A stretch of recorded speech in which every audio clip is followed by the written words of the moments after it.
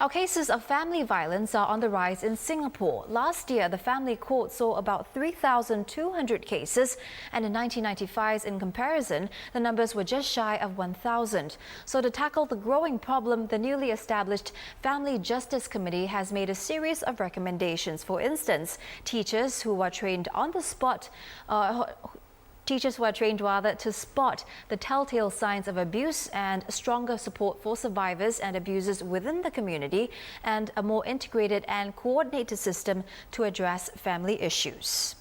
Now, Adisti Jalani from PAVE, a voluntary welfare organization that specializes in family violence, is here to discuss with us the issue. So, Adisti, thank you very much for coming in today. So, family violence cases on the rise, what are the more common ones that you see? Okay, in terms of from our experience, we see that generally spousal violence is still, form the bulk of our cases, averaging about 72% of the cases.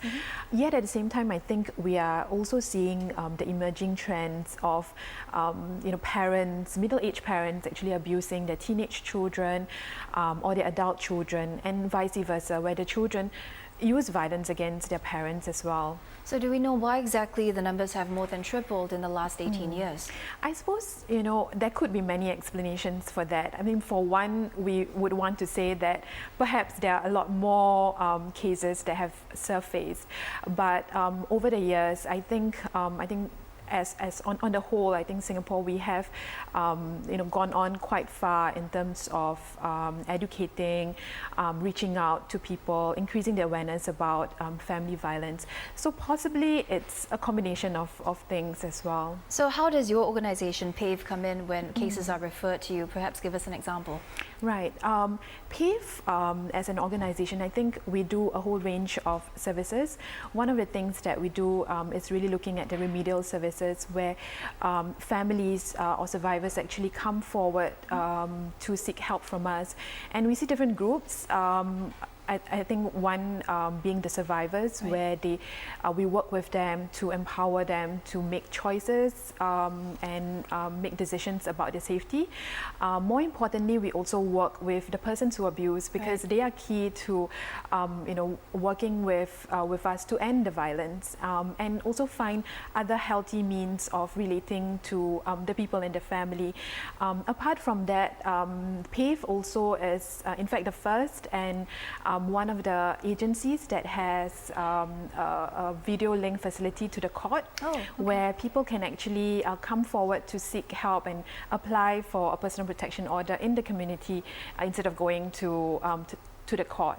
Yeah, but other than that, PAVE also does upstream work in terms of doing research, outreaching, training, so as to increase the awareness on family violence. I'm going to bring you back to the issue of the abusers, which you mentioned earlier. 96% of those who inflict abuse are men, and you're saying that they need counseling as well, but most of your social workers are women. So when the men actually come to you, how do they react to that? Yeah, I guess, perhaps that perception about the fact that when you go to a social service agency, generally you tend to kind of expect that the workers may be women, because of the social service sector is predominantly women dominated in that sense.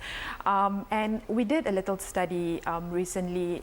One of my colleagues, Dr. Naya, she looked at whether this actually made a difference in terms of whether men seek help. But one of the things that they find in the study is that men generally don't mind having a women social worker, provided that they are fair, they are willing to listen, and they are professional as well, and willing to work together with them as partners. To deal with the issue. Quite open about it. That's right. Open to the idea. Yeah, that's right. So how do you propose attracting more men to join the social service profession then? Yeah, that could be quite tricky as well.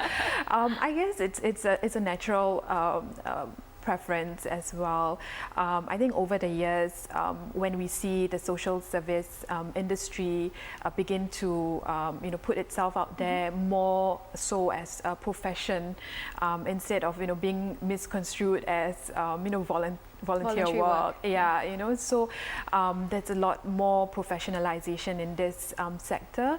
I think a lot of agencies now are also reaching out to the men, you know, based on this. And I think there's been like, you know, things like remuneration, you know, attractive benefits and things like that. So overall making the sector more yes, attractive to men. hopefully, yeah, they will come forward because we need them too. All right, thank you very much for coming in. Thank it's great you speaking so much. to you. Yeah, thank And you. that was Adisti on dealing with family violence in Singapore, which has been on the rise.